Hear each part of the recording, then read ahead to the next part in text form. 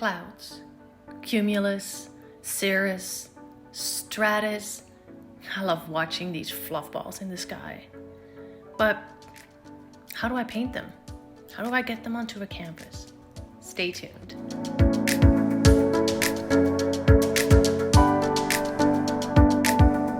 Hi guys, welcome to my channel. My name is Mimi and my aim is to just put art related videos on my channel as well as some tutorials here or there.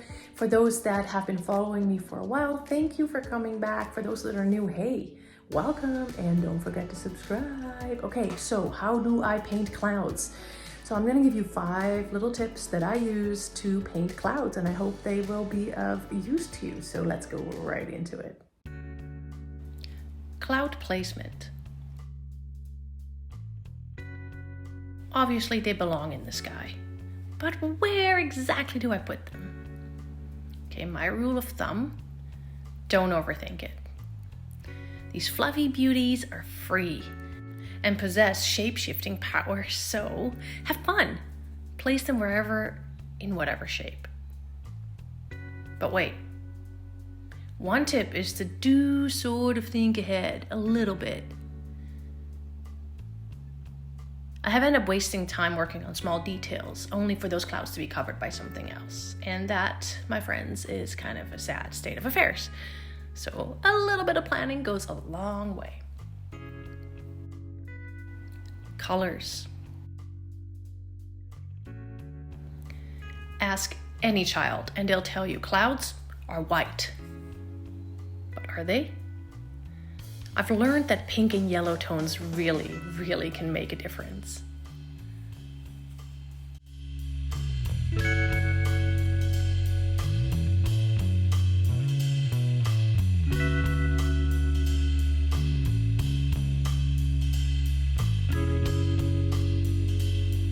Try putting 3 colors on your brush like I'm doing over here and just create some really interesting structured clouds. I'd never done this before, but it is a great way of getting clouds real quick.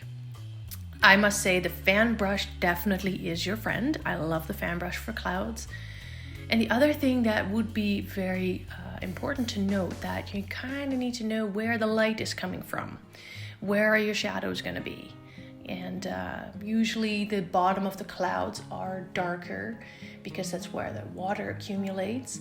But even when the sun goes down, the top can be a little bit darker because the sun is lighting it from the bottom. So yeah, it is important to know where that light is coming from.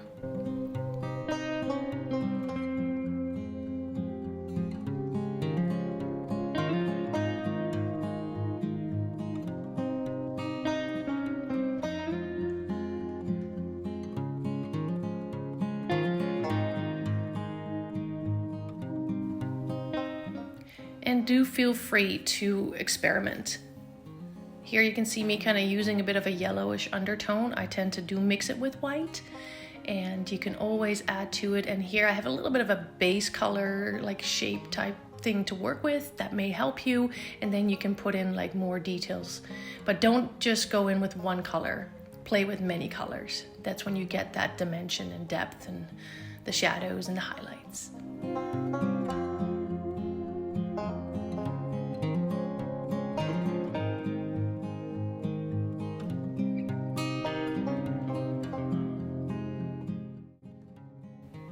Streaky Clouds. In this painting, I was going for like a fantasy/galaxy feel, and streaky clouds are really cool to do.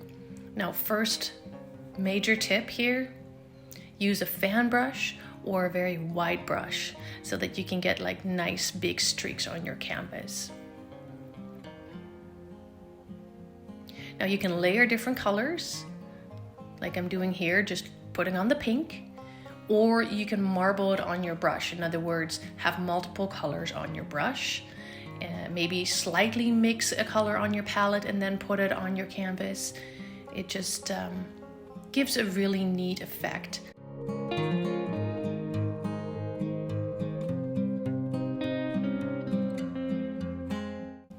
Let the paint dry. Sometimes when you put on streaky brush strokes, they kind of look really bad when it's wet, but you can be amazed how it looks like when it's dry. Now, sometimes it turns out like garbage. That's okay. Paint all over it again. That's the fun part of painting.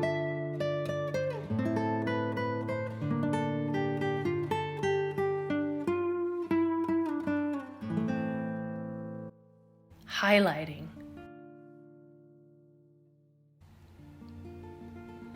This is by far my most favorite part of painting, is highlighting. And yes, bring out the white for this, because all of a sudden things will pop. It will just all of a sudden bring your painting to life. Now, don't be scared to leave some negative spaces. Don't cover everything with white. You will create some interesting dimensions when you just not use certain spaces. And another tip that I give you, and I give you over and over again, is know where the light is coming from. Where is the light shining onto your clouds?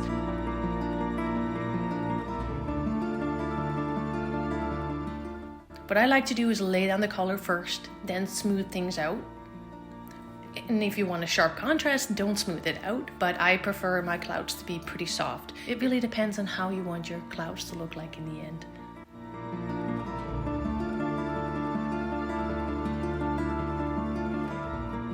Experiment. Oh my gosh, yes, play with your brushes, play with the angles.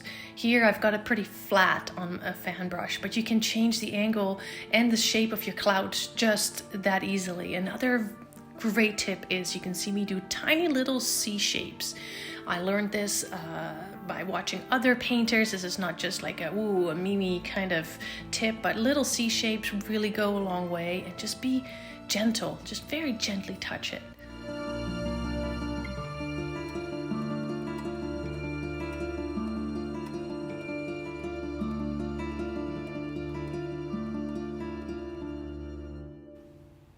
Use different brushes, use different angles, and you'll get amazingly different results.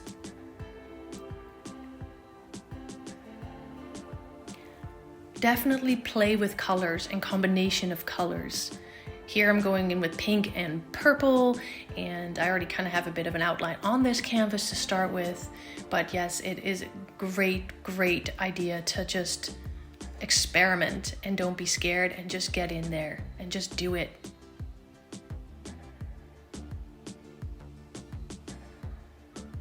And yes, be bold, make mistakes, because you can always learn first from your mistakes, and acrylics are forgiving. You can cover up, just have fun with it.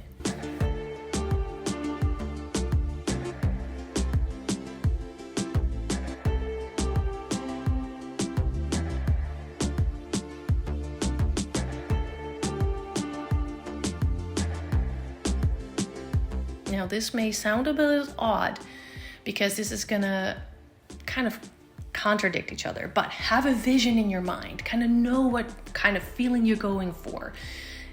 And at the same time, don't have a vision in your mind, because that way you are just free to do what you want.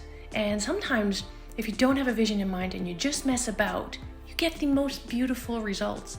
And at other times, hey, definitely use a reference photo. It'll help you to see where you may want to lay shadows and where you may want to put highlights.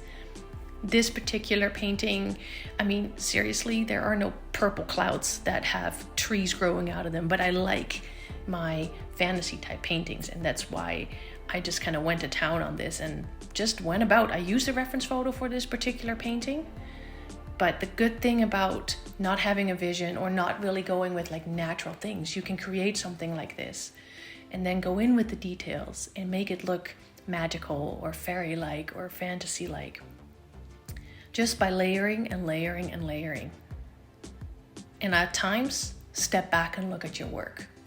Sometimes you over-fiddle things. And like Bob Ross used to say, you will fiddle it right to death. Be patient with yourself.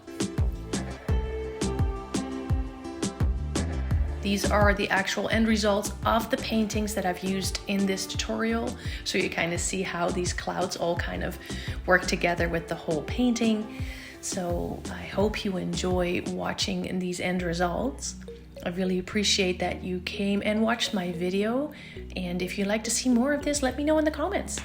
And please don't forget to subscribe to my channel. Have a great day, guys. Stay happy, keep your peace, and I'll see you soon. Bye-bye.